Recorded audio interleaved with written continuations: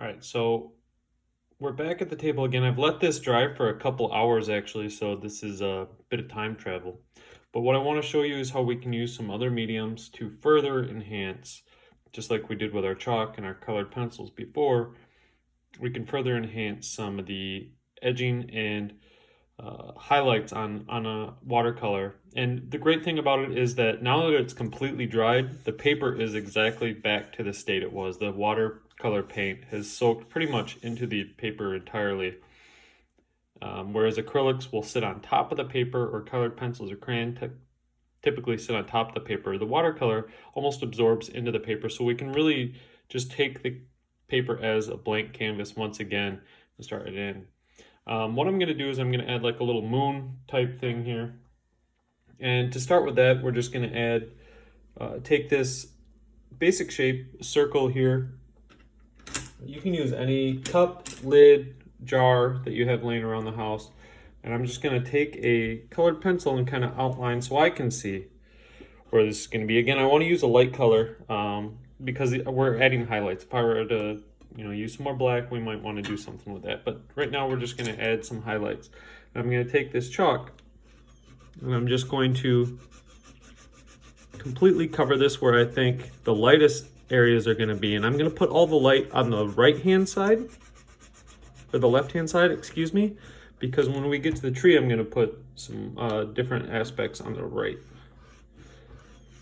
But I'm really just going to rub this in as much as possible. You can see some of it flaking, and I'm just going to pull away just like we did with the paint. Remember, you're going to go from where your color is going to be most saturated, where the color is most visible, and you're going to start there, and then you're going to pull away from that spot.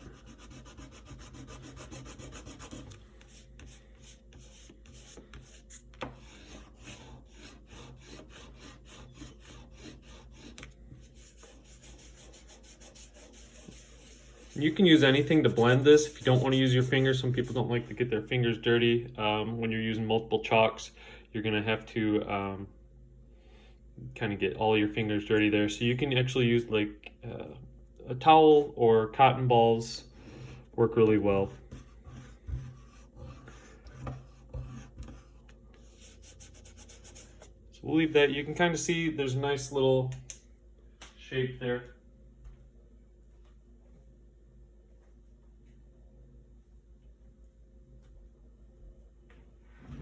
We'll let that sit for just a quick moment. I'm actually going to use some acrylic paint. Again, this is a multi-medium kind of aspect of putting this composition together and really showing you what you can do to add some extra fun and flair to it. We're going to get a little bit of water as well.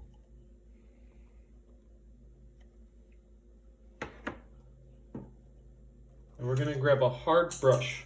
I'm going to use this hard edge brush. When I flick it, it's got this nice tough bristle on it. What I'm going to do is I'm just going to put a little bit of paint on my brush and get that saturated in the water. You can see it kind of clouds up the water. And then when I flick, it's going to create these little blotch star type things. And I'm just going to kind of flick this around. I can get some lighter color. This is going to give us like just a little texture. If this was clear white, if I had a darker background, you'd see it would come through kind of like stars.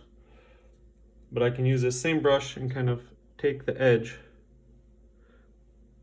I've got it a little bit gray here because I did add a little bit of muddy ink to the water, just so I get this darker color. What I want to do is just kind of go around a portion of this moon, this giant moon that we have here, and just kind of blend that in. I'm not going to put too much on there, just enough to show that we've got a shape there.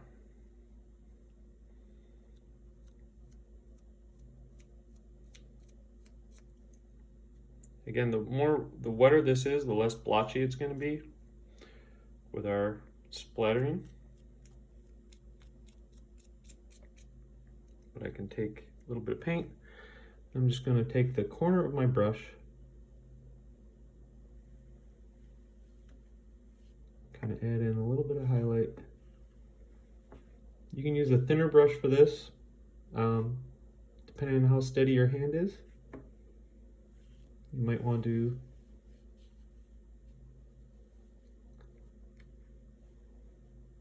but I want mine kind of caked on there a little bit so you really see the shape.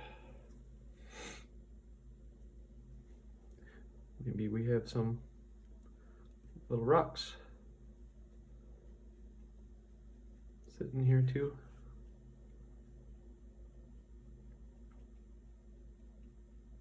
And again, this just kind of makes some more shapes kind of pop out, kind of draw the eye to a different portion of our composition.